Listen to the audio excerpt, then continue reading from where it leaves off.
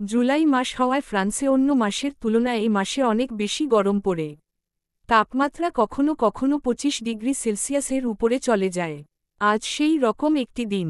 সূর্য কিরণ চারিদিকে ছড়িয়ে পড়েছে। সারা বছর সূর্য লম্বভাবে কিরণ ছড়ায় বলে ইউরোপের বেশিরভাগ দেশে সারা বছর ঠান্ডা লেগে থাকে। এই সময় মধ্য তাপমাত্রা থাকায় দিনের বেলা উষ্ণ ও রাতের বেলা ঠান্ডা আবহাওয়া হয়। জুলাই মাসের 14 তারিখে বাস্টিল ডে পালনের জন্য পুরো শহর মেতে উঠছে। আজ 13 জুলাই। বড় বড় অ্যাপার্টমেন্টের রুফটপে আতশবাজি ফোটানো হচ্ছে। বিভিন্ন প্রকার আলো দিয়ে সাজানো হয়েছে পুরো শহর। থাই গ্লাসের সামনে দাঁড়িয়ে এই সব লক্ষ্য করছিল নুসরাত। রাস্তার পাশ দিয়ে দল দল করে মানুষ হেঁটে যাচ্ছে। এক অপরের সাথে হাত নাড়িয়ে কথা বলছে। চারিদিকে এক প্রকার উৎসব রব। ইশরাত আর জাইন অ্যাপার্টমেন্টে নেই। আজও বাহিরে ডিনার করতে গিয়েছে। নুসরাত দীর্ঘ শ্বাস ফেলল। হঠাৎ করে পেট গুলিয়ে উঠতেই পেট চেপে ধরে ওয়াশরুমে দৌড়ে গেল। হরহর করে বমি করে ভাসিয়ে দিল পুরো ওয়াশরুমের বেসিন। মুখে পানি দিয়ে সব পরিষ্কার করে পিছন ঘুরে তাকাতেই ইশরাতের সাথে চোখাচোখি হল। ইশরাত সন্দেহের দৃষ্টিতে তাকিয়ে আছে নুসরাতের দিকে। নুসরাত ইশরাতের দৃষ্টি পাত্তা দিল না। পাশ কাটিয়ে চলে আসার সময় ইশরাত শক্ত করে হাত চেপে ধরল। দুজন দুদিকে তাকিয়ে একসাথে তাকালো দু বোন দুজনের চোখের দিকে। ইশরাত কয়েক মিনিট নুসরাতের দিকে তাকিয়ে অতি শীতল গলায় বলল, কয় মাস চলছে? নুসরাত নাকমুখ বিকৃতি ঘটিয়ে ফেলল। কপালে ঘাড় ভাঁজ ফেলে জিজ্ঞেস করল, কিসের কয় মাস? নুসরাত বুঝে না বুঝার ভাব করল। ইশরাতের গলা গম্ভীর। মুখ দেখে বুঝার উপায় নেই মনের ভিতর কি ভাবনা চলছে ইশরাতের। ঢোক গিলে চুপ করে দাঁড়িয়ে রইল অনেকক্ষণ। হাত আরেকটু শক্ত করে চেপে ধরল। দুজন দুজনের সামনাসামনি হল না। যেভাবে ছিল ওইভাবে দাঁড়িয়ে থাকল। থাইগ্লাস খোলা থাকার জন্য রাতের বেতালা বাতাসের সাথে আতশবাজি পোড়ানোর গন্ধ নাকে এসে লাগল। প্রেগন্যান্সির কয় মাস চলছে? নুসরাত ঠোঁট কামড়ে দাঁড়িয়ে রইল। ইশরাত নুসরাতের মুখ দেখে বুঝল এই মুহূর্তে নুসরাত বানিয়ে কথা বলবে। প্রয়োজন হলে 100 মিথ্যা বলবে কিন্তু সত্যি বলবে না। ইশরাত শীতল গলায় নুসরাতকে সতর্ক করে বলল, মিথ্যা বলার চেষ্টা করবি না। থাপড়ে গাল ফাটিয়ে ফেলব নুসরাত। ভালোয় ভালোয় আসল কথা বল। নুসরাত ইশরাতের চোখ অন্য ধরনের শীতলতা অনুভব করল। এক্ষুনি মিথ্যা বলে সে ইশরাতকে কাটিয়ে দিতে চাইছিল। কিন্তু ইশরাতের সাবধান করে দেওয়া কথা শুনে মিথ্যা বলতে ইচ্ছে হল না।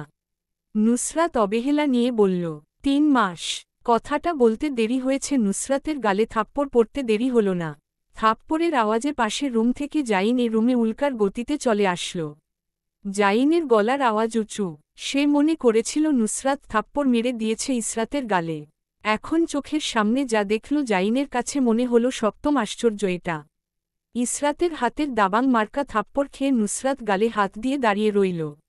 জাইন একবার ইশরাতের দিকে তাকালো একবার নুসরাতের দিকে। তার চোখ রসগোল্লার মতো বড় বড় হয়ে গিয়েছে। ইশরাত রাগী চোখে নুসরাতের দিকে তাকিয়ে আছে। কি হয়েছে? থাপ্পড় মেরেছ কেন ওকে? জাইনের কথা শেষ হওয়ার আগেই ইশরাত বড় বড় পা ফেলে এগিয়ে আসলো জাইনের দিকে। জাইন উত্তরের আশায় তাকিয়েছিল। ইশরাত জাইনের আশায় পানি ঢেলে মুখের উপর দরজা লাগিয়ে দিল। জাইন হতবম্ব হয়ে তাকিয়ে রইল। রাগ করে দরজার দিকে অনেকক্ষণ তাকিয়ে থেকে লাথ মেরে চলে গেল। আবার ফিরে আসলো 2 মিনিটের মাথায়। কান লাগিয়ে দরজার মধ্যে শোনার চেষ্টা করল ভিতরে কি কথা হচ্ছে। কিছু তো শুনতে পেল না জাইন। 5 মিনিট অতিক্রম হতেই ইশরাত দরজা খুলল। ধাক্কা দিতেই দরজার সামনে দাঁড়িয়ে থাকা জাইন ছিটকে পিছনে সরে গেল। ইশরাত জাইনের দিকে কিছুক্ষণ এক দৃষ্টিতে তাকিয়ে থেকে বড় বড় পা ফেলে কিচেনে চলে গেল। জাইন ইশরাতের দৃষ্টির তোড়ে পড়ে লজ্জায় চোখ নিচের দিকে নামিয়ে নিল। ইশরাত চলে যেতেই জাইন রুমের ভিতর উকি মারল। নুসরাত রুমে নেই। গেল কই? হঠাৎ মনে হলো এটা তো ফড়িং এর মতো এদিক থেকে ওদিক সারাদিন শুধু লাফালাফি করতে থাকে। এক জায়গায় বসে থাকতে দেখা এটা বিলাসিতা। জাইন দীর্ঘ শ্বাস ফেলে কিচেনে গেল ইশরাতকে মানানোর জন্য। কিছুক্ষণ পর কিচেনের ভিতর থেকে ইশরাতের মৃদু হাসির শব্দ সাথে জাইনের গম্ভীর গলার হাসির শব্দ ভেসে আসল। দম্পতির হাসি দেখে আকাশের রূপালী চাঁদটাও হেসে উঠল। 20 জুলাই ইশরাত আর জাইনের বিবাহ বার্ষিকীর 1 বছর পূর্ণ হল। সকালবেলা ঘুম থেকে উঠে জাইন ইশরাতকে শুভেচ্ছা জানাতে চাইল কিন্তু ইশরাত তখন ঘুমে কাদা। তাই ভাবল রাতে শুভেচ্ছা জানাবে। এখনও কিছু অ্যারেঞ্জমেন্ট বাকি, সেগুলো করে না হয় ইসরাতকে সারপ্রাইজ দিবে একসাথে। জাইন তাড়াতাড়ি রেডি হয়ে অ্যাপার্টমেন্ট থেকে বের হয়ে গেল। আজকাল জাইন একটা গ্রুপের সাথে মিলে প্রজেক্ট তৈরি করছে কানাডার এক ডিলারের জন্য। যদি সাকসেসফুল হয় তাহলে মোটা অঙ্কের ডলার পাবে। তাই নিজের সর্বোচ্চ ধ্যান এখন প্রজেক্টের দিকে দেওয়ার চেষ্টা করছে। ইশরাত সকালে ঘুম থেকে উঠে দেখল জাইন যে পাশে শুয়ে থাকে ওই পাশ খালি। ব্যথিত নয়নে কিছুক্ষণ তাকিয়ে থেকে দীর্ঘশ্বাস ফেলল। জাইনের রুটিন হয়ে গিয়েছে এই কয়েক দিন ধরে রাতে দেরি করে অ্যাপার্টমেন্টে ফিরা আর সকাল হতেই উধাও হয়ে যাওয়া। ইশরাত উঠে দাঁড়াল। আজ নুসরাতকে নিয়ে চেকআপে যাবে। নুসরাত তাকে না করে যাওয়ার জন্য, তবুও ইশরাত সাথে যায় জোর করে। কখন কি প্রয়োজন হয় এক আল্লাহ ভালো জানে। নুসরাতকে নিয়ে চেকআপ করে হসপিটাল থেকে বের হল। রিপোর্ট সব ঠিকঠাক। রাস্তার পাশ দিয়ে হাঁটতে হাঁটতে ইশরাত নুসরাতকে জিজ্ঞেস করল, আরশকে জানাবি না? নুসরাত মাথা নাড়িয়ে না করল। ইশরাত ঠোঁটে ঠোঁট চাপল, দীর্ঘ শ্বাস ফেলল। ইশরাত চাইলে আরশকে কল দিয়ে জানাতে পারে, জাইনও বলেছিল জানানোর জন্য। নুসরাত কঠোর নিষেধ করেছে, যদি জানানোর চেষ্টা করে তার যে দিকে দু চোখ যাবে সে চলে যাবে। স্বামী স্ত্রীর নিজস্ব ব্যাপার, তারা নিজেরাই সামলাক। এখানে ইশরাত কি বা করতে পারে? যার ভাগ্যে এমন ঘাড়তোত্তারা মেয়ে মানুষ পড়বে তার এইরকম হয়রানি হওয়া স্বাভাবিক। সন্ধ্যা 7টার দিকে জাইন হন্তদন্ত হয়ে অ্যাপার্টমেন্টে আসল। আজ সারাদিনে সে ইশরাতকে 200+ মিসকল দিয়েছে, তারপরও ইশরাত কল পিক করেনি। রিং হয়ে কেটে গেছে। জাইন অ্যাপার্টমেন্টে কলিং বেল দিতেই নুসরাত দরজা খুলে দিল। জাইন ফিসফিস কণ্ঠে জিজ্ঞেস করল, ইশরাত কোথায়? রুমে। নুসরাত আগের তুলনায় কথা কমিয়ে দিয়েছে। জরুরি কথা ছাড়া একটা কথা বলে না। যে নুসরাত আগে এক কথার 100 মিনিং বের করত, আজকাল সে এত ঠান্ডা কিভাবে জাইন বুঝে উঠতে পারে না। সারাদিন রুমে বসে থাকে, সকালের দিকে অ্যাপার্টমেন্টের পাশের পার্কে হাঁটতে বের হয় এই যা। না হলে নুসরাতের ছায়াও খুঁজে পাওয়া যায় না। ভিতরে আসবেন না ভাইয়া? জাইনের নুসরাতের কথায় ধ্যান ফিরল। মাথা নাড়িয়ে হ্যাঁ বলে ভিতরে প্রবেশ করল। জুতো পা থেকে না খুলে জাইন পা বাড়াল রুমের দিকে। নুসরাত আস্তে ধীরে দরজা লাগিয়ে অগ্রসর হল নিজের রুমের দিকে। এতটুকু হাঁটতেই হাঁপিয়ে উঠেছে সে। জাইন চুপি চুপি রুমে ঢুকে ইশরাতকে জড়িয়ে ধরল। ইশরাত চুপ করে বসে রইল, জাইনের উপর রাগ করে। জাইন গম্ভীর গলায় বলল, রাগ করেছ রে? ইশরাত নিশ্চুপ। জাইন ইশরাতের চুলের ভাঁজে চুমু খেল। ইশরাত জাইনের কাছ থেকে সরতে চাইল, জাইন কাঁধ চেপে ধরে নিজের দিকে ফিরিয়ে নিল। ইশরাত অন্যদিকে মুখ ঘুরিয়ে রাখল। জাইনের দিকে তাকাল না। কি হয়েছে? রাগ করেছ রে? ইশরাত কথা বলল না। কেন রাগ করেছ? জাইন এমনি বলল। ইশরাতকে একটু বাজিয়ে দেখতে চাইল। রাগে ইশরাতের চোখের কোণে জল জমা হল। ইশরাত রাগী কণ্ঠে বলল, আজ কয় তারিখ? কেন 20 জুলাই? আপনার কিছু মনে নেই? কি মনে থাকবে রে? আজ কি কোনো বিশেষ দিন? ইশরাতের রাগে ইচ্ছে করল নিজের চুল ছিঁড়তে। রাগ করে উঠে রুম থেকে চলে যেতে চাইল। জাইন পিছন থেকে এসে দৌড়ে জড়িয়ে ধরল।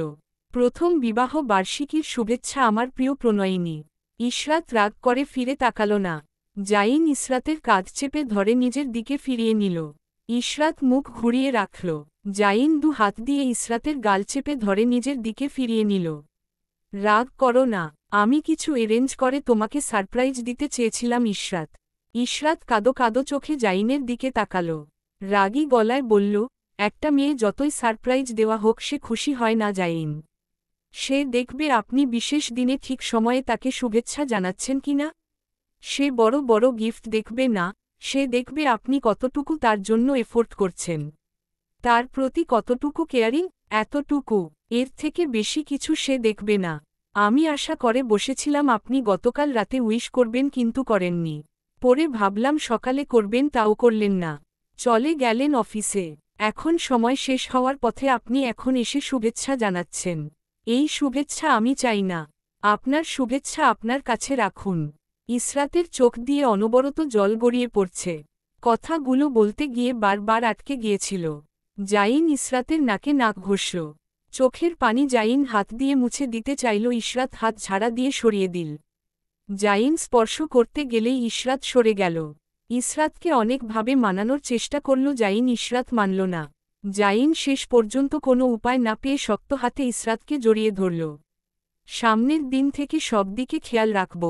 ঠিক সময় শুভেচ্ছা করব আর জীবনে এমন ভুল করব না। সরি আর রাগ করে থেকো না।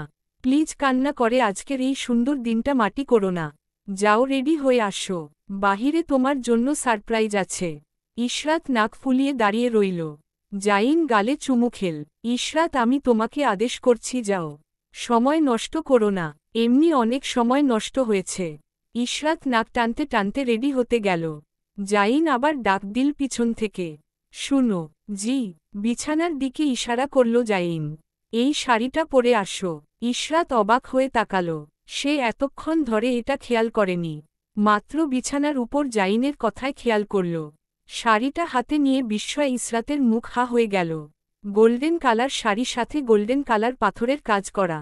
ইশরাত ঝটপট শাড়ি নিয়ে ওয়াশরুমের দিকে যেতে চাইল। জাইন আবার পিছন থেকে ডেকে উঠল, শুনো ইশরাত। ইশরাত পিছন ফিরে তাকাল। ভ্রু উঁচিয়ে জিজ্ঞেস করবে তার আগেই জাইন বলল, আজ আমি শাড়ি পরিয়ে দেই? ইশরাত অবাক হয়ে জিজ্ঞেস করল, আপনি পারবেন? জাইন শব্দ করে হেসে বলল, কেন নয়, আপনি কিভাবে পারবেন? কোনো দিন কাউকে পরিয়েছেন শাড়ি? জাইন ইশরাতের দিকে এগিয়ে গেল। নিজ থেকে বলল, আম্মুর শাড়ি পরার সময় আমি আর আরও সোনার কুচি ধরে হেল্প করতাম। কোনো সময় জায়ানও হেল্প করত।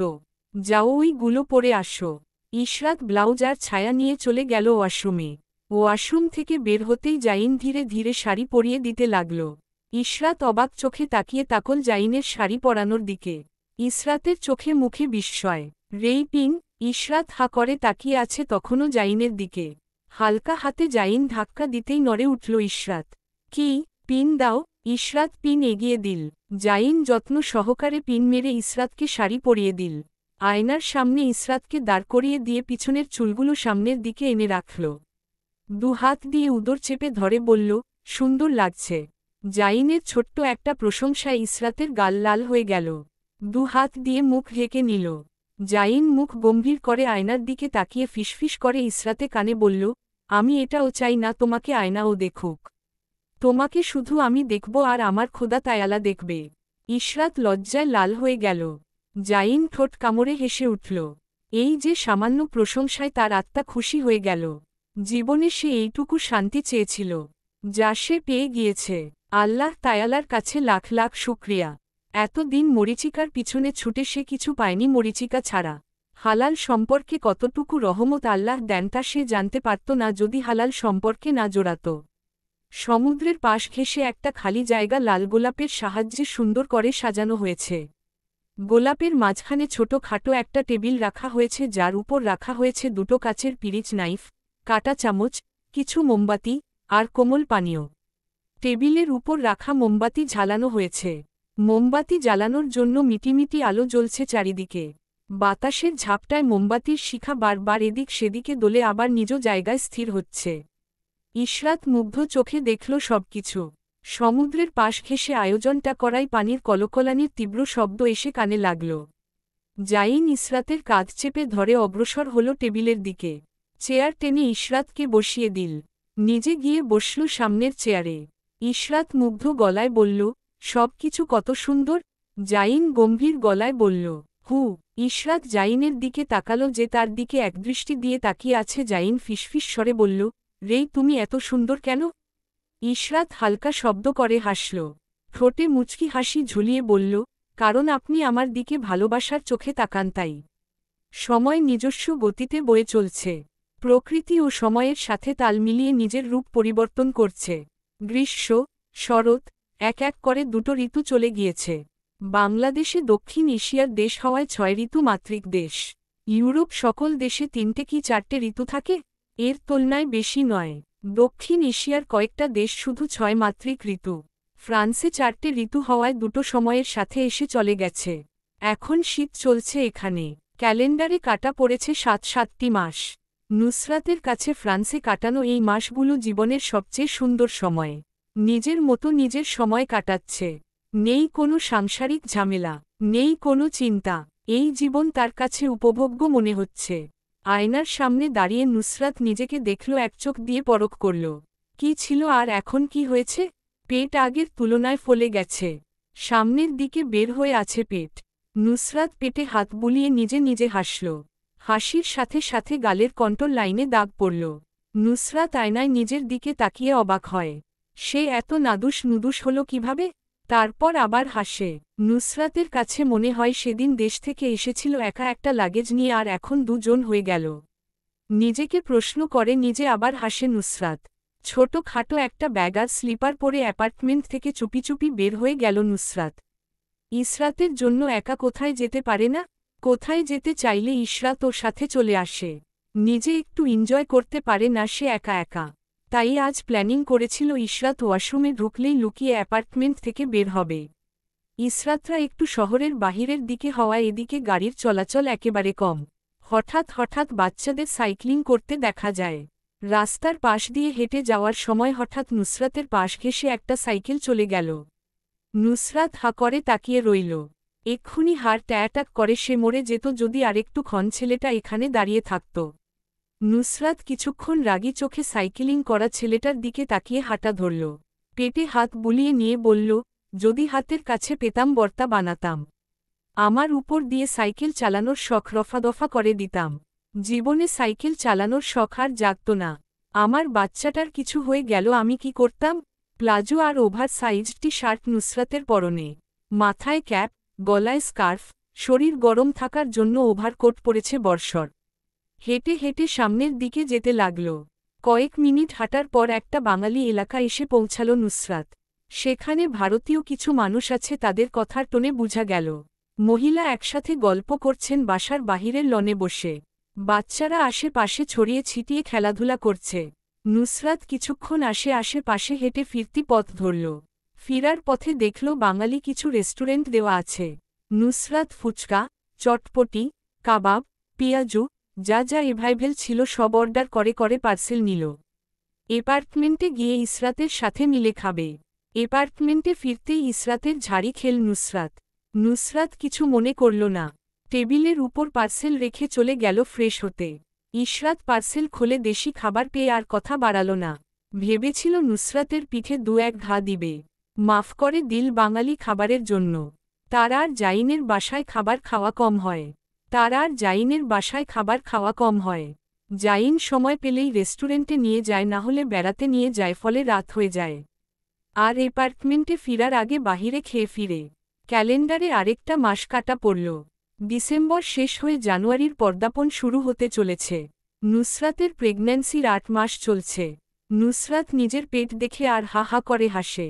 রাত ৮টার দিকে নুসরাত আর ইশরাত অ্যাপার্টমেন্ট থেকে বের হয়ে রাস্তায় বের হতেই স্নোফল শুরু হল। এই প্রথম বছরের স্নোফল হয়েছে। স্নো ধীরে ধীরে পিছলা রাস্তায় পড়ে সাদা হতে লাগল। আজ ২৪শে ডিসেম্বর হওয়ায় পুরো শহর ক্রিসমাসের আয়োজনে মেতেছে। খ্রিস্টানেরা রাস্তার পাশ ঘেঁষে প্লাস্টিকের ওক গাছ বসিয়েছে। ওক গাছের আশেপাশে দাঁড়িয়ে বাচ্চারা বিভিন্ন প্রকার লাইট বেঁধে দিচ্ছে। লাল নীল রঙে রঙিন হয়েছে পুরো শহর। উৎসব আমেজ। বাচ্চারা ওক গাছ সাজানো রেখে এসে স্নো ধরতে ব্যস্ত হল। চারিদিকে বাচ্চাদের হাসি রমরমা হয়ে উঠছে। নুসরাত বাচ্চাদের সাথে মিলে স্নোফল দিয়ে গুল গুল করে চাকা বানিয়ে একে অন্যের দিকে ছুঁড়ে মারছে। ইশরাত সামনের দিকে তাকিয়েছিল আনমনে। জাইন এসে ইসরাতকে পিছন থেকে স্পর্শ করল। ইশরাত নড়ল না। ইসরাতের কাঁধ চেপে ধরতেই সে নিজের হুঁশে ফিরল। অবাক দৃষ্টিতে তাকিতে তাকল জাইনের দিকে। কখন আসলো এখানে? জাইন হাঁটু গেড়ে বসল পিছলা রাস্তায়। বাতাসের সাথে বাচ্চাদের খিলখিল হাসির শব্দ আসছে। ইশরাত এখনও বিস্ময়পূর্ণ দৃষ্টিতে তাকিয়ে আছে জাইনের দিকে। জাইন আজ হাসল না। পকেট থেকে ছোট খাটো একটি রিংয়ের বক্স বের করে খুলে সেটি বাড়িয়ে দিল ইসরাতের দিকে। বাতাসের সাথে তাল মিলিয়ে জাইনের সিল্কি চুলগুলো হালকা হালকা উড়ছে। ইসরাতের চুলও উড়ছে। জাইন ইসরাতের চোখের দিকে তাকিয়ে সম্মোহনী গলায় বলল, রেই। ইশরাত আনমনা গলায় বলল, জি। তুমি কি আমার হবে? ইশরাত চোখের পাতা ফেলল। চোখ মুখের সামনে আসা বেবি হেয়ারগুলো কানের পিছনে গুজে বলল, আমি তো আপনার জাইন। জাইন ইসরাতের দিক থেকে চোখ সরাল না। ঠোঁট কামড়ে হাসল। জাইনের আবেগী গলা, তুমি কি আমার মানসিক শান্তি হবে? ইশরাত রিনরিনে গলায় বলল, আমি পুরোটাই তো আপনার। তাহলে আমার দেওয়া এই ছোট্ট উপহার তুমি গ্রহণ করছো না কেন রে? কখন আপনার দেওয়া আমি কোনো উপহার ছোট মনে করি না। এটা আমার কাছে অনেক বড় কিছু। আপনার দেওয়া এই উপহার আমি সাদরে গ্রহণ করলাম আমার প্রিয় স্বামী। জাইন ইসরাতের হাতে রিং পরিয়ে দিয়ে উঠে দাঁড়াল। ইসরাতের চোখের দিকে তাকিয়ে বলল, আমার উপহার কোথায়? কি উপহার চান আপনি? যা বলবো তাই দেবে। ইসরাত মাথা নাড়াল। জাইন আদেশ দিয়ে বলল, মুখ দিয়ে বলো রে, আপনি যা চাইবেন তা দিব। I want to be the father of ইউকের চাইল্ড। ইসরাত লজ্জায় লাল হয়ে গেল। জাইন ইসরাতের হাত চেপে ধরে বলল, লেটস গো অ্যাপার্টমেন্ট। ইসরাত অবাক হয়ে জিজ্ঞেস করল, কেন? জাইন মাথা কিছুটা ঝুঁকিয়ে ইসরাতের কানের কাছে নিজের মুখ নিয়ে বলল, let start the processing from today. Israt হাত দিয়ে মুখ ঢাকল। জাইন ইসরাতের এত লজ্জা দেখে আর অপেক্ষা করল না। পাজো কোলে তুলে রওনা হল অ্যাপার্টমেন্টের দিকে।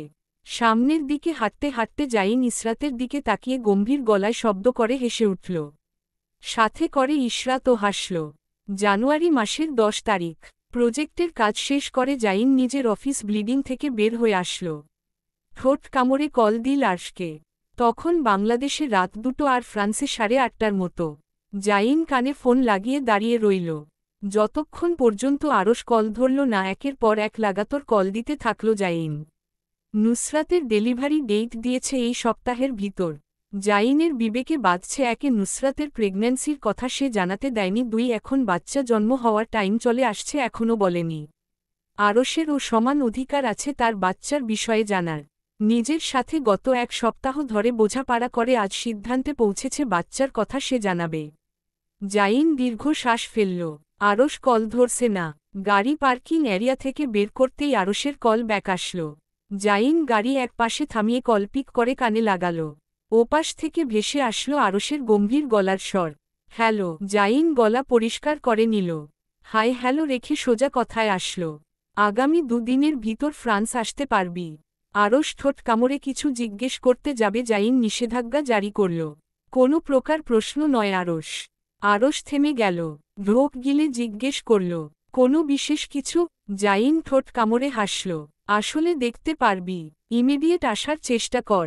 আরশ গম্ভীর গলায় বলল, বললেই তো আসা যায় না, টাইম লাগবে। লেট করলে কিন্তু মিস করে যাবে আরশ। বর্ষার সারপ্রাইজ। আরশ কিছু একটা ভাবল, চিন্তিত গলায় বলল, কিন্তু কন্ডিশনের কি হবে? কন্ডিশনকে গুল্লি মার। নুসরাত জানলে না কিছু হবে। বাড়িতে কাউকে জানানোর দরকার নেই, আলগোছে চলে আয়। আচ্ছা দেখছি। দেখছি মানে কি? তাড়াতাড়ি আসার চেষ্টা কর, না হলে সারপ্রাইজ মিস করবি আরশ। সারা জীবন আফসোস থেকে যাবে কেন আমার কথা শুনে আসলি না তাড়াতাড়ি? আরশ গম্ভীর গলায় বলল, আমি দেখছি কি করা যায়, চেষ্টা করব আসার। আরশ ফোন রেখে দিল। জাইন ফোনের দিকে তাকিয়ে দীর্ঘ শ্বাস ফেলল। সেই নিজেকে আটকে নিয়েছে, একসাথে এত কিছু বললে বেচারা এত শখ নিতে পারত না, তাই আর বলেনি। পরের দিন 11 জানুয়ারি 2026। সন্ধ্যার দিকে লেভার পেইন উঠল নুসরাতের। জাইন অবাক হয়ে তাকিয়ে রইল। এই সপ্তাহের শেষের দিকে টাইম দেওয়ায় তো সে আরশকে 2 দিনের ভিতর আসার কথা বলেছিল। আজ উঠবে জানলে আরও আগে জানাতো জাইন। নিজের চিন্তাভাবনা একপাশে ফেলে রওনা হল সিটি হসপিটালের দিকে। নুসরাত তখন দাঁত কামড়ে ব্যথা সহ্য করছে। কপালে চারিপাশে জমা হয়েছে চিকন ঘামের রেশ। ধীরে ধীরে তা বাড়তে লাগল। 15 মিনিটের মাথায় জাইন হসপিটালের সামনে পৌঁছে গেল। গাড়ির দরজা খুলে ড্রাইভিং সিট থেকে বের হল। ঘুরে এসে ব্যাক সিট থেকে নুসরাতকে নামাতে সাহায্য করল। নুসরাত দাঁত খিচে দাঁড়িয়ে আছে। জাইন দেখল কপালে বেয়ে ধর করে নেমে যাওয়া ঘাম। লাল হয়ে যাওয়া নুসরাতের ঘামাত্মক মুখ। জাইন কোনো প্রশ্ন না জিজ্ঞেস করে একবার ইসরাতের দিকে তাকিয়ে পাজোকোলে তুলে নিল নুসরাতকে। ইসরাতের মুখে চিন্তার ছাপ। নুসরাতকে শান্ত থাকার জন্য বলছে। নুসরাত বিরক্তি আর ব্যথায় ইচ্ছে করল ইসরাতের চুল ছিঁড়ে ফেলতে। এই মেয়েকে সাথে কে আনতে বলেছিল? এ তো তাকে সান্ত্বনা দেওয়ার বদলে টেনশন দিয়ে মেরে ফেলছে। কোলে নিতেই জাইনের কাছে মনে হল কমপক্ষে 200 কেজি ওজনের কোনো ভারী বস্তু কোলে নিয়ে নিয়েছে। তাড়াতাড়ি পা ফেলে হসপিটালে ভিতর প্রবেশ করল। ইসরাত জাইনের সাথে তাল মিলিয়ে হাঁটতে না পেরে দৌড়াতে শুরু করল। স্ট্রেস রিলিফ থাক বোন, কিছু হবে না। নুসরাত রাগে চাইল ইসরাতের চুল ছিঁড়তে। হাত পা ব্যথায় অবশ হওয়ার জন্য হাত চালাতে পারল না। না হলে ইসরাতের মাথার চুল আজ সে একটা মাথায় রাখত না। নুসরাতের গাইনি ডাক্তার নুচাস ক্রিস্টেবেলা, যিনি প্রেগন্যান্সি টাইমে নুসরাতের চেকআপ করেছিলেন। ক্রিস্টেবেলা নুসরাতের অবস্থা দেখে যত তাড়াতাড়ি সম্ভব ডেলিভারি রুমে নিয়ে গেলেন। ইশরাত পিছু পিছু গেল ডেলিভারি রুম। জাইনের মোবাইলের ভাইব্রেশনের শব্দে মোবাইল কেঁপে উঠল। পকেট থেকে ফোন বের করে দেখল আরশ কল দিচ্ছে। হ্যালো, তোমরা কোথায়? আমি তোমার অ্যাপার্টমেন্টের সামনে দাঁড়িয়ে আছি। জাইন অবাক হয়ে বলল, তুই অ্যাপার্টমেন্টের সামনে মানে? আরশ হাসি মুখে বলল, আরে ভাই, কি সারপ্রাইজের কথা বললি, তাই তো অপেক্ষা করতে না পেরে নিজে সারপ্রাইজ হয়ে আজকে চলে আসছি। এখন নিজে এসে সারপ্রাইজ? তোরা কোথায়? জাইন ঢোক গিলে বলল, একটু সিটি হসপিটালে আয়। কেন, কি হয়েছে? ইসরাতের কোনো কিছু কি হয়েছে? জাইন বিরক্ত গলায় বলল, আয় এলি দেখবি। সারপ্রাইজ চাস না তাহলে আর কোনো প্রশ্ন নয়। আরশ আসছি বলে ফোন রাখল। অতিরিক্ত উত্তেজনার জন্য আরশ 15 মিনিটের রাস্তা 10 মিনিটে চলে আসল। হাসি হাসি মুখ করে এসে হসপিটালে ঢুকল। ভিতরে প্রবেশ করতেই জাইনকে বসে থাকতে দেখল ওয়েটিং রুমে। সামনেই ডেলিভারি রুম। আরশ হাসি হাসি মুখ করে গিয়ে জাইনকে স্পর্শ করতেই জাইন চিন্তিত মুখ তুলে আরশের দিকে তাকাল। আরশ জাইনের দিকে মুখ তুলে তাকিয়ে নিজের পাশে বসার জন্য বলল। আরশ বসল না। জিজ্ঞেস করল, ইশরাত কোথায়? আর নুসরাত কোথায়? নুসরাতের কথা জিজ্ঞেস করতে গিয়ে কিছুটা জোরতা আসলো আরশের গলায়। আরশ উচ্ছ্বাসিত গলায় বলল, আর আমার সারপ্রাইজ কোথায়? জাইন আঙ্গুল দিয়ে ইশারা করল ডেলিভারি রুমের দিকে। আরশ ভ্রু কুঁচকে একবার তাকালো ডেলিভারি রুমের দিকে, আবার চোখ ফিরিয়ে নিয়ে আসলো জাইনের দিকে। চিন্তিত গলায় বলল, ডেলিভারি রুমে আবার কিসের সারপ্রাইজ? যা গিয়ে দেখে আয়। দেখিস সারপ্রাইজ পেয়ে আবার হার্ট অ্যাটাক না করে বসিস। মন প্রাণ শক্ত করে যাস আমার ভাই। Good luck. আরশের বুকের ভিতর চাপ লাগল। জাইনের দিকে প্রশ্নাত্মক দৃষ্টিতে তাকাতেই জাইন বলল, আমি বলতে পারবো না। তুই নিজে গিয়ে দেখে আয়। আরশ সামনের দিকে পা বাড়াল। যত পা আগাচ্ছে তত হৃৎপিণ্ডের গতি বেড়ে যাচ্ছে তার। আরশ ধীরে শ্বাস নিল। শ্বাস আটকে আসছে তার। নুসরাতের সাথে দেখা হওয়ার সূক্ষ্ম আশা মনে জাগল। হৃৎপিণ্ডের গতির সাথে শরীরের অস্থিরতা বৃদ্ধি পেতে লাগল। কপাল ঘেমে গেল। ডেলিভারি রুমের ভিতর থেকে সূক্ষ্ম চিৎকারের আওয়াজ আসছে। আরশের গলার আওয়াজ চিনতে বিন্দুমাত্র ভুল হল না। এটা নুসরাতের গলার আওয়াজ। দীর্ঘ 7 মাস পর নুসরাতকে দেখার উত্তেজনায় নাকি সারপ্রাইজ পাওয়ার উত্তেজনায় আরশের হাত পা থরথর করে কাঁপতে লাগল। আরশ বুঝতে পারল না। পিছন ফিরে একবার জাইনের দিকে তাকাল। সে মাথা নিচু করে বসে আছে। আরশের তাকানো অনুভব করতেই চোখ তোলে তাকাল। আরশ কপালের ঘাম মুছে জাইনের দিকে তাকাতেই জাইন চোখ দিয়ে আশ্বাস দিল ভিতরে যাওয়ার জন্য। আরশ কাপা কাপা হাত দরজার উপর রাখতেই সারা শরীর মৃগী রোগীর মতো করে কেঁপে উঠল। নিজের ভিতর দিয়ে এক প্রকার শিহরণ বয়ে গেল। এবার একটু ভয় লাগল। মনে মনে ভাবল, কি এমন সারপ্রাইজ আছে ডেলিভারি রুমের ভিতর? ডেলিভারি রুমের সামনে থেকে শুনল ভিতর থেকে নুসরাতের চিৎকার। আরশ দরজা ধাক্কা দিতেই চাপানো দরজা খুলে গেল। ইশরাত আর নুসরাত একসাথে তাকালো দরজার দিকে। ক্রিস্টেবেলা হাতে গ্লাভস পরতে পরতে সামনে তাকালেন। ইশরাতকে জিজ্ঞেস করলেন, হু ইজ হি? ইশরাত অবাক চোখে আরশের দিকে তাকিয়ে থেকে বলল, আপনার রোগীর হাজবেন্ড। নুসরাত আর আরশের ধ্যান নেই। নুসরাত পেট চেপে ধরে দাঁত কামড়ে সামনে তাকিয়ে আছে। ব্যথার জন্য চোখ দিয়ে এক ফোঁটা পানি পড়ে গেল। আরশ নুসরাতের দিকে এক দৃষ্টিতে তাকিয়ে থেকে হাত তোলে পেটের দিকে ইশারা করল। আরশের কাদো কাদো গলা। অতিরিক্ত শক নিতে না পেরে আরশের মাথা ঘুরে উঠল। চোখের পানি চোখ দিয়ে বের না হয়ে হেঁচকি ওঠে গেল। দরজার সামনে থেকে পাটলে গেল এক মুহূর্তে। নুসরাত মৃদু গুঙ্গিয়ে উঠল ব্যথায়। আরশ নুসরাতের পেটের দিকে ইশারা করে বলল, আমার বাচ্চা, আমার সন্তান, আমার বেবি। কথা সম্পূর্ণ করার আগেই পা ভেঙে মেঝেতে পড়ে গেল। নুসরাত ইসরাতকে কিছু বলার পূর্বেই ধপাস করে শব্দ হল। আরশ অতিরিক্ত শকে অজ্ঞান হওয়ার আগে উচ্চ শব্দে গুঙ্গিয়ে উঠল। বিড়বিড় করে বলল, কাউকে ছাড়ব না, একটাকেও না, আমার বাচ্চা। নুসরাত পেট চেপে ধরে চিৎকার করে উঠল।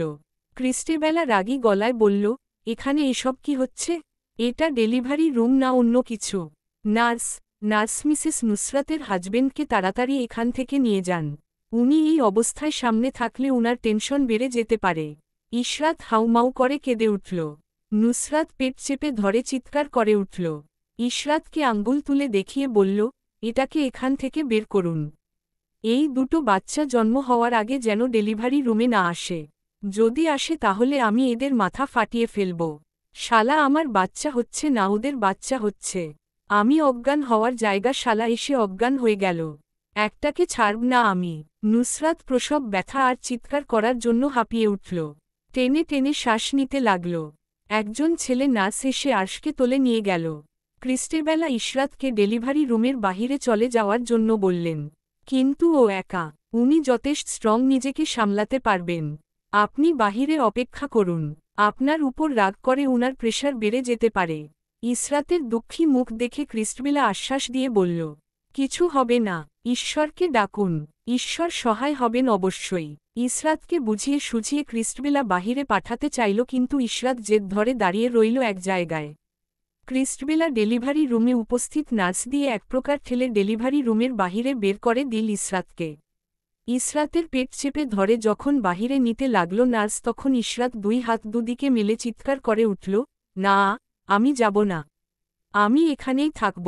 নার্স কথা শুনল না, ইশরাতকে টেনে নিয়ে গিয়ে বাহিরে রেখে আসল। ডেলিভারি রুমের ভিতর ঢুকে দরজা লাগিয়ে দিল ইশরাতের মুখের উপর।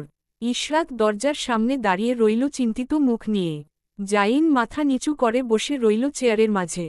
একবার চোখ তুলে তাকালো ডেলিভারি রুমের দিকে, আরেকবার তাকালো আরশকে যেই কেবিনে শিফট করা হয়েছে সেই কেবিনের দিকে।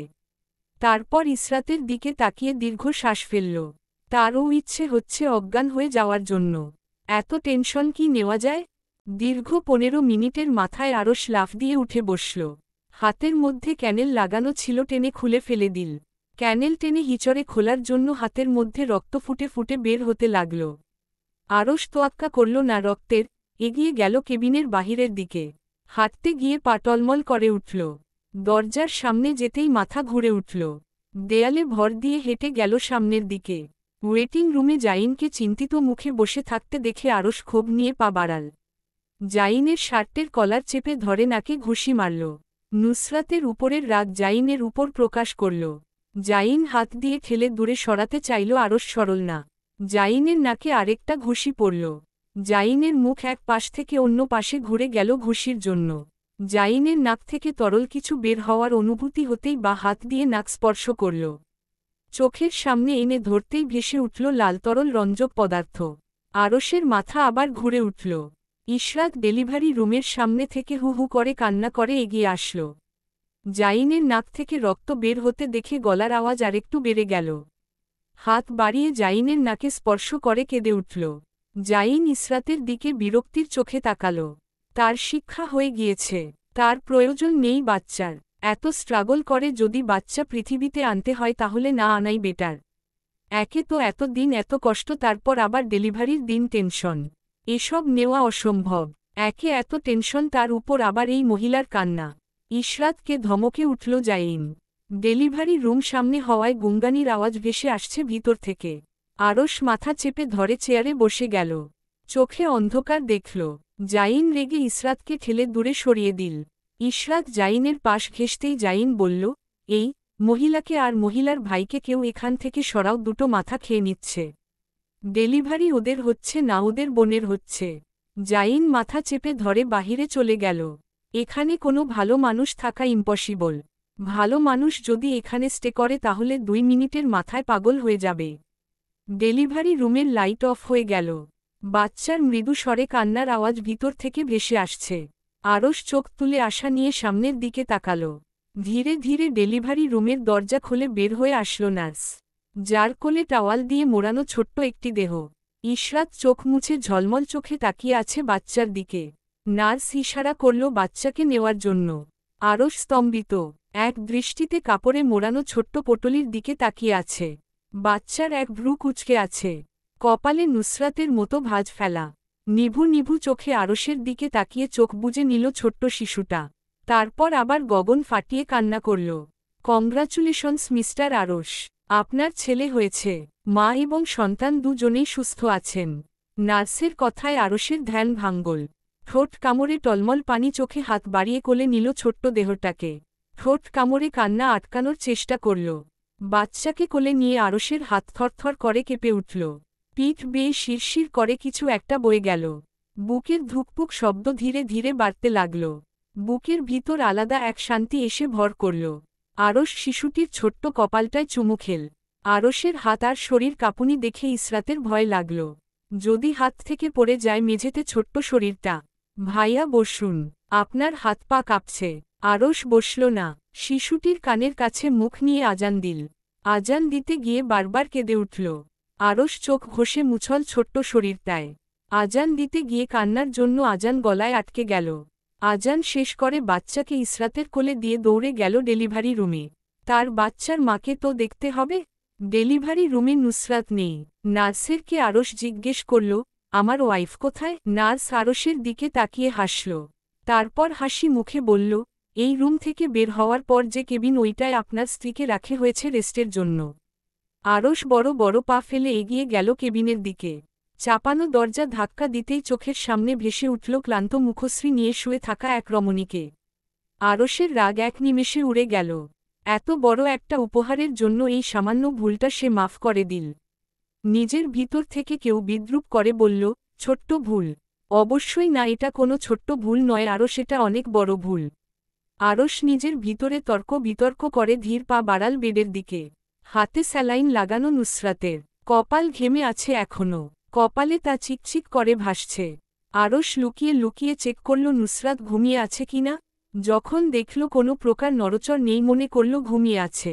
ধীরে ধীরে গিয়ে নুসরাতের পাশ ঘেঁষে বসল। বেডে ফেলে রাখা হাত চেপে ধরে ঠোঁটের কাছে নিয়ে চুমু খেল। গালে হাত বুলিয়ে দিল। চুপচাপ কিছুক্ষণ নুসরাতের দিকে তাকিয়ে থেকে নীরবে কান্না করে দিল। হাত চেপে ধরে ফিসফিস করে জিজ্ঞেস করল, এত অপছন্দ করিস আমাকে যে? আমাকে আমার সন্তানের কথা জানালি না। আমিও তোকে আর কিছু জানাবো না। তোকে আমি ঘৃণা করি।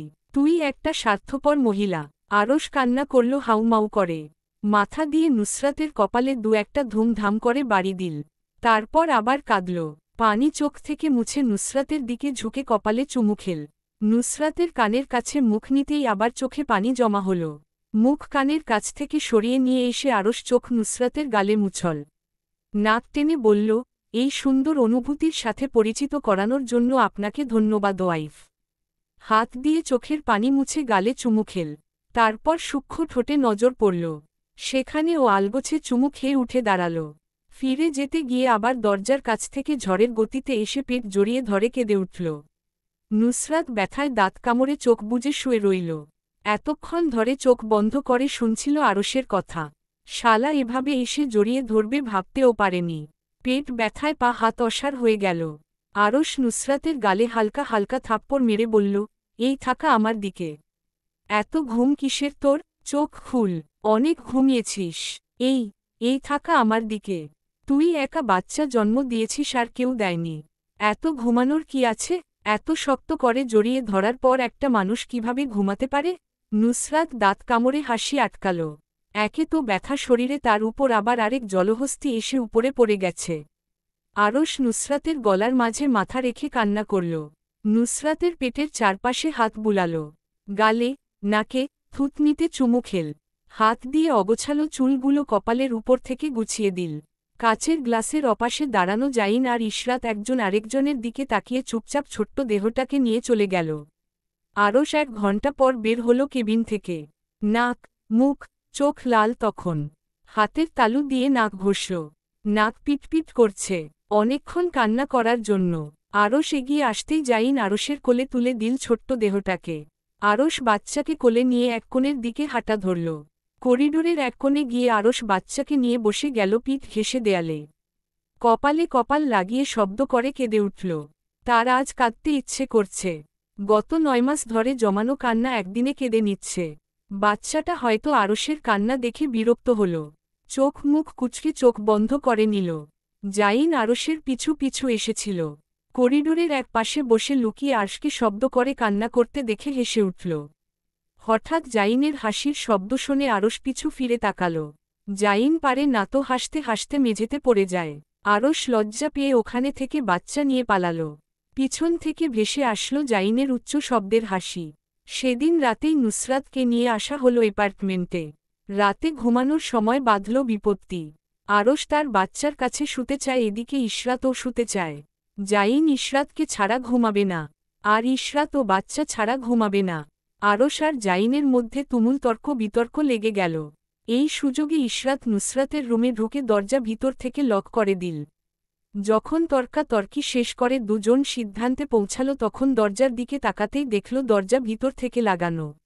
আর ইশরাত ও উধাও। জাইন আর আরশ দুজনের দিকে তাকিয়ে দীর্ঘ শ্বাস ফেলল। আরশ এক দৌড় দিয়ে জাইনের রুমে ঢুকে দরজা লাগিয়ে দিল। সে জাইনের সাথে শুবে না, আর জাইনকে ও এই রুমে জায়গা দিবে না। জাইন আবার নিজের রুমের দরজার দিকে তাকিয়ে দীর্ঘ শ্বাস ফেলল। আজকের দিন তার জীবনের একটা বড়ই কষ্টের দিন। সে আজকের দিনে দীর্ঘ শ্বাস ফেলতে ফেলতে শেষ করেছে। বিড়বিড় করে বলল, জীবন যুদ্ধে আরশের থেকে পিছিয়ে গেলাম। আগে বিয়ে করে কি হলো? জীবন যুদ্ধে বউ আর সন্তান নিয়ে তো আরশ সামনে এগিয়ে গেল। সৈয়দ বাড়িতে কাউকে জানানো হয়নি এখনও বাচ্চার জন্ম হওয়ার কথা। যখন দেশে যাবে তখন সারপ্রাইজ দিবে সবাইকে। শুধু জায়ানকে আর ইরহামকে জানানো হয়েছে। জায়ান কথাটা জানার পর ইয়া বড় হা করে বসে রয়েছিল।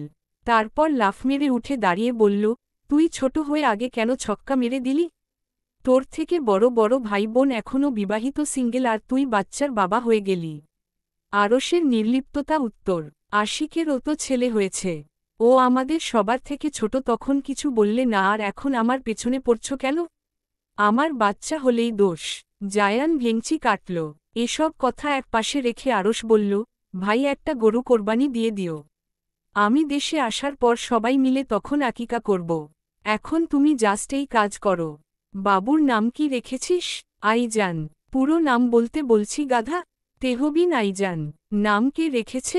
আরশ এবার মুখ কালো করে ফেলল। নুসরাতের দিকে আর চোখে তাকিয়ে ব্যথিত গলায় বলল, তোর বোন রেখেছে। মাশা আল্লাহ, এই জন্য বলি এত সুন্দর নামকে রাখল। তোর তো চয়েস রিয়াক। রাখলে বাবুর নাম রাখতি রকি, জনি না হয় বান্টি ঘন্টি। ভাবতেই কেমন গা গুলিয়ে আসছে। আমার বোন নাম রাখায় একটা ভালো নাম রেখেছে। জায়ান আরশকে অপমান করতে পেরে দাঁত কেলিয়ে ফোন রেখে দিল। আরশ ফোন পকেটে পুরে নুসরাতের দিকে লুকিয়ে তাকাল। নুসরাত মোবাইলে নিজের ফটো বের করে বাচ্চার সাথে নিজের মুখ মিলাচ্ছে। কপাল মিলাতে গিয়ে নাক কুচকে গেল, না মিলেনি তার সাথে। কপালে ঘাড় ভাঁজ ফেলে আরশের দিকে তাকালো তীক্ষ্ণ চোখে। হ্যাঁ, আরশের সাথে মিলছে। তারপর নাক মিলাল নিজের সাথে। হ্যাঁ, এটা মিলছে। থুতনি মিলেনি। আবার গাল তার সাথে মিলছে। আর রং কার পেয়েছে? তখন ইশরাত হেঁটে এসে বসল। নুসরাত গভীর চোখে তাকালো ইসরাতের দিকে। হ্যাঁ, ইসরাতের রং পেয়েছে। আল্লাহ বাঁচিয়েছে। যদি ওই বেডার রং পাইত তাহলে তো সে অজ্ঞান হয়ে যেত আজ। তার হার্ট অ্যাটাক আজকের মতো হল না। নুসরাতের এখনকার রোজকার কাজ হল বাবুকে সোফায় শুয়েই নিজের সাথে মিলানো। আরও সেসব দেখে আর দীর্ঘ শ্বাস ফেলে। তারা আর নুসরাতের কথা হয় না, শুধু আইজানের প্রয়োজনীয় কথা ছাড়া। নুসরাত মুখে কুলু পেটে বসে থাকে। সারাদিন রুমে বসে আইজানের সাথে কথা বলে। বাচ্চাটা ও মায়ের দিকে সারাদিন তাকিয়ে থাকে। মায়ের নেওটা হয়েছে দেখলে মনে হয় বাচ্চাটা মায়ের এক একটা কথা খুব মনোযোগ সহকারে শুনছে। 40 দিন পরের কথা। গাড়ি এসে থামল সৈয়দ বাড়িতে। জায়ান আর ইরহাম আলগোছে বের হয়ে গেটের সামনে আসল। নুসরাতের কোল থেকে আইজানকে নিয়ে অগ্রসর হল বাড়ির ভিতরের দিকে জায়ান। ইরহাম অবাক হয়ে নুসরাতের দিকে তাকিয়ে। গাল ফোলে, মুখ, নাক, শরীর ফোলে রসগোল্লার মতো হয়ে গিয়েছে। আরশ নুসরাতের হাত চেপে ধরে গাড়ির বাহিরে নিয়ে আসল। নুসরাত হাত ছাড়িয়ে নিল। শক্ত গলায় বলল, আমি যেতে পারি, কিন্তু তোর শরীর এখনও ফুরবল। নুসরাত বিরক্তির চোখে তাকিয়ে বলল, কিসের শরীর ফুরবল? আমি যথেষ্ট ফিট এন্ড ফাইন। আপনার কাছেই মনে হচ্ছে শুধু আমি ফুরবল, আর দুনিয়ার কারোর কাছে না।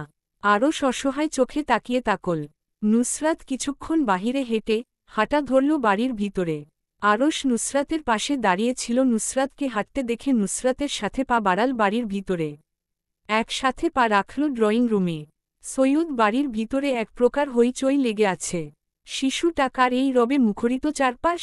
জাইন সবাইকে শান্ত হতে বলল, আপনারা সবাই চুপ করুন। বলছি কার বাবু এটা? জায়ানের কথায় সবাই চুপ হলেন।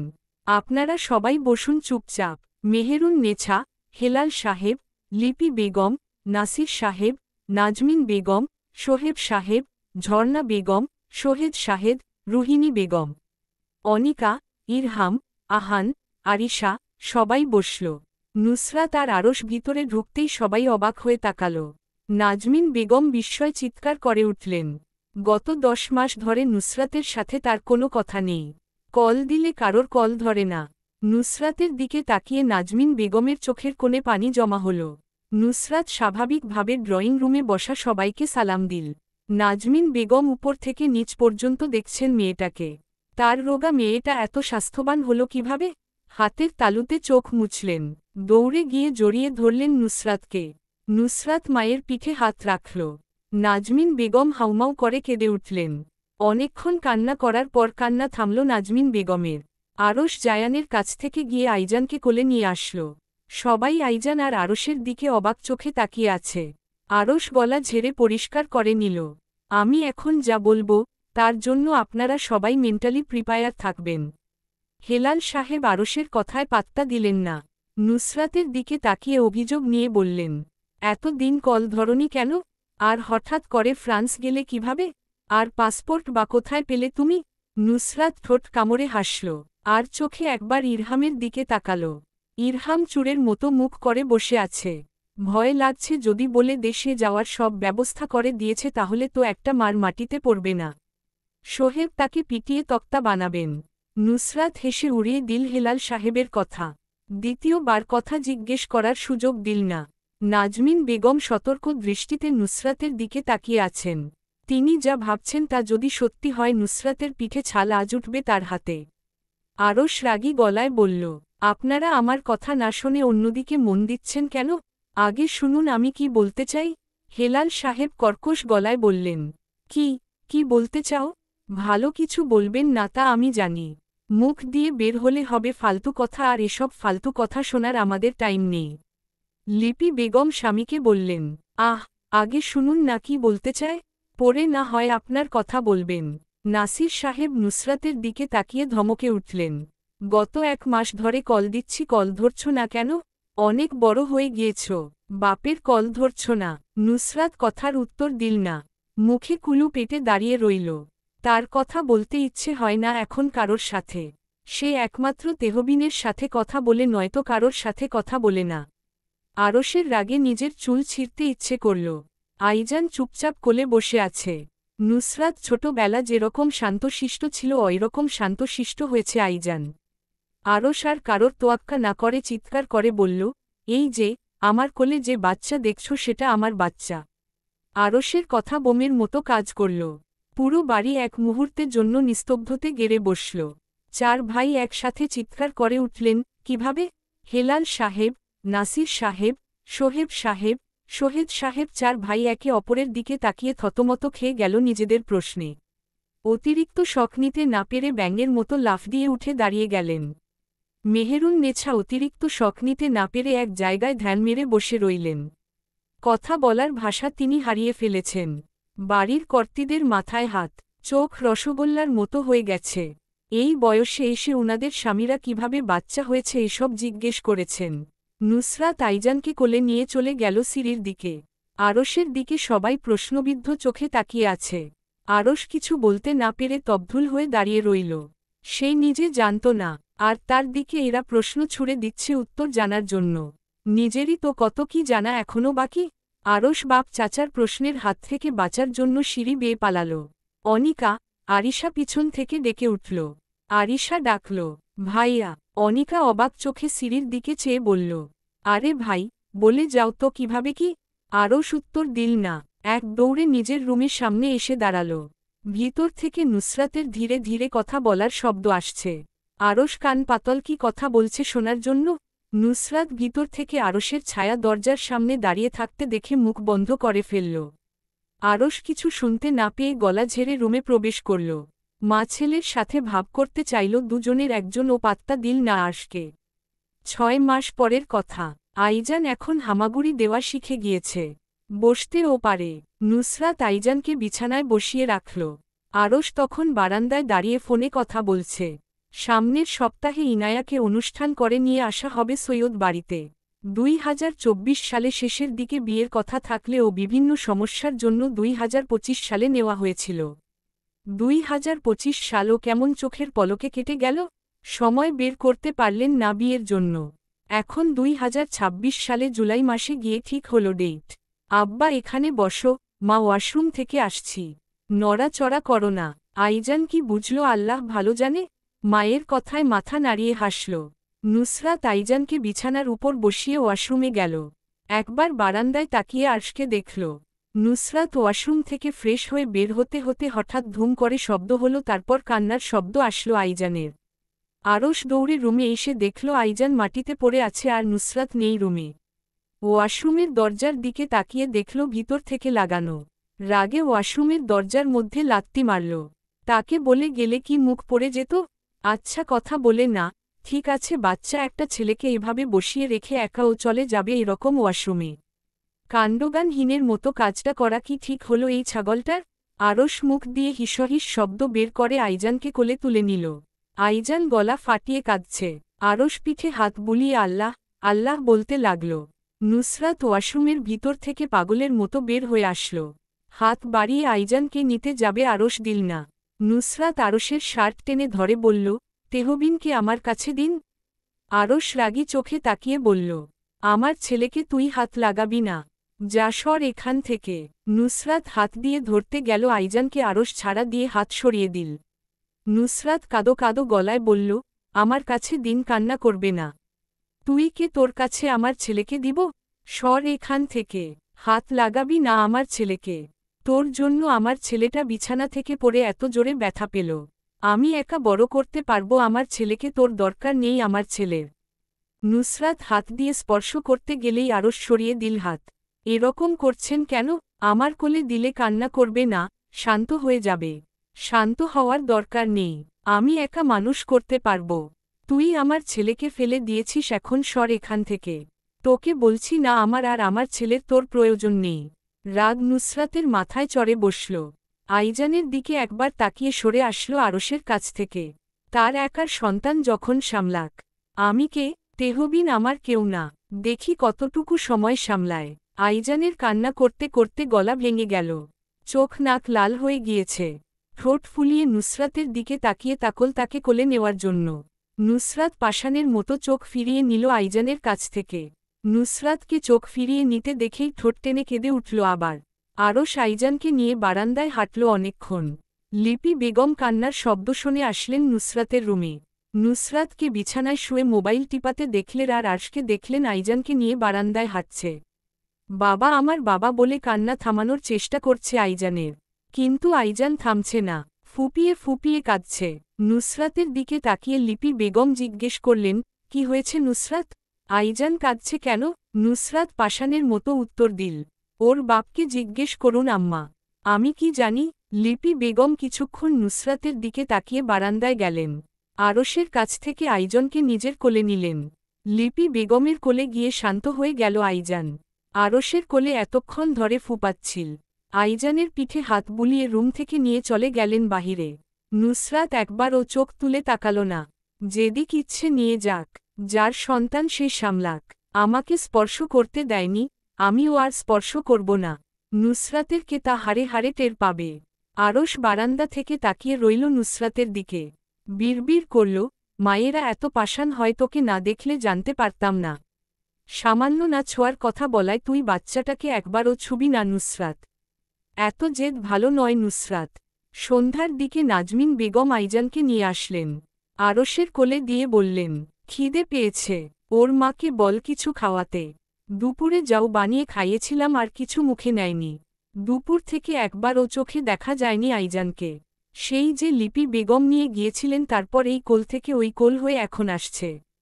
সচরাচর আইজানকে পাওয়া যায় না। এত মানুষ বাড়িতে সবাই মিলে আইজানকে সামলে নিয়ে শুধু রাতের বেলা নুসরাতকে ছাড়া থাকতে পারে না, তাই রাতে নুসরাতের কাছে থাকে, না হলে রাতেও দাদি, নানি, চাচার কাছে থাকত। আরও উসখুস করছিল নুসরাতকে ফিডিং করানোর কথা বলতে গিয়ে। তার কেমন লজ্জা লাগছে। নুসরাত আইজানের দিকে একবারও চোখ তুলে তাকাল না। আইজান বারবার নুসরাতের দিকে তাকিয়ে মায়ের আকর্ষণ নিতে চাইল। নুসরাত আর চোখে দেখে ও পাত্তা দিল না। মোবাইল দেখার ভান করে পড়ে রইল বিছানায়। আরশ নুসরাতকে ডাক দিতে গিয়ে থেমে গেল। দুপুরের বলা সব কথা এক এক করে মনে হয়ে গেল। নিজেকে নিজে গালি দিল, আরে গাধা, তুই একা কিভাবে বড় করবি? আবেগের বশবর্তী হয়ে যা মুখ দিয়ে আসলো তাই বলে দিলি। গাধা কোথাকার। আরশ আজ ঝুকল না। প্রতিবার সে কেন ঝুঁকবে? তার একার ছেলে না নুসরাতেরও। আইজানকে কোলে নিয়ে বিছানার এক পাশে বসল। ঠোঁট কামড়ে পকেট থেকে মোবাইল বের করে সার্চ করল মা ছাড়া বাচ্চাকে কিভাবে ফিডিং করাতে হয়। 5 মিনিট ক্রাফটের একটা ভিডিও আসলো আরশের সামনে। ভিডিওটা দেখে আরশের নাক কুঁচকে গেল। আইজানকে নিয়ে কিচেনে আনতে গেল ফিডার। সে এই আইডিয়া জীবনে কাজে লাগাবে না। কি অস্বস্তিকর এটা। নুসরাতকে দেখেছিল ফিডারে সেরেলাক্স ঢুকিয়ে আইজানের মুখে দিতে। সেও ফিডারে সেরেলাক্স ঢুকিয়ে আইজানের মুখে দিল। আইজান সেরেলাক্স একটু মুখে নিয়ে জিহ্বা বের করে থুথু করে ফেলে দিল সব। আরশ ঠোঁট কামড়ে রুমে গেল। 5 মিনিট ক্রাফটে দেখা টিপসটা কাজে লাগাতে হবে ভেবে দীর্ঘ শ্বাস ফেলল। আইজানকে বিছানায় শুয়েই রেখে কাবার্ড খুলে একটা নুসরাতের টি শার্ট বের করল। বুকের কাছে কাঁচি দিয়ে কেটে ওটা পরে নিল। নুসরাত আর চোখে তাকিয়ে দেখছে আরশ কি করছে। আরশ আইজানকে কোলে নিয়ে সোফায় বসল। নুসরাতের টি শার্টের যেখানে কাঁচি দিয়ে কেটেছিল সেখানে ফিডার ঢুকিয়ে নুসরাতের মতো ফিডিং করাতে চেষ্টা করল। নুসরাত আরশের কাণ্ড দেখে হা হা করে হেসে উঠল পুরো রুম কাঁপিয়ে। আরশ আর আইজান দুজন কেঁপে উঠল নুসরাতের হাসির শব্দে। আইজান মাথা উল্টে মায়ের দিকে তাকাল। গালে হাত রেখে বলল, আঙ্গে। নুসরাত আইজানের দিকে তাকালো একবার। তারপর আবার হাসল। আরশ নুসরাতের দিকে তাকিয়ে নিজেও বোকার মতো হাসল। আইজানকে এগিয়ে দিল নুসরাতের দিকে। নুসরাত নিল না। বড় করতে পারবে একা বলেছে তাহলে একদিন রাখুক, খাওয়াক। বড় করুক। একটু বুঝুক মায়েদের কষ্টটা। ধুম করে বলে দিল মুখের উপর তুই আমার ছেলেকে মাটিতে ফেলে দিয়েছিস। আমি ফেলে দিয়েছি তাহলে এখন আমি কেন নিব? নিজে বড় করুক। একটা শিক্ষা হোক। নুসরাতের এসব দেখতে মজাই লাগছে। আরশ নুসরাতকে আইজানকে নিতে না দেখে মুখ কালো করে ফেলল। চোখ মুখ অন্ধকার করে ফিডিং করানোর চেষ্টা করতে লাগল।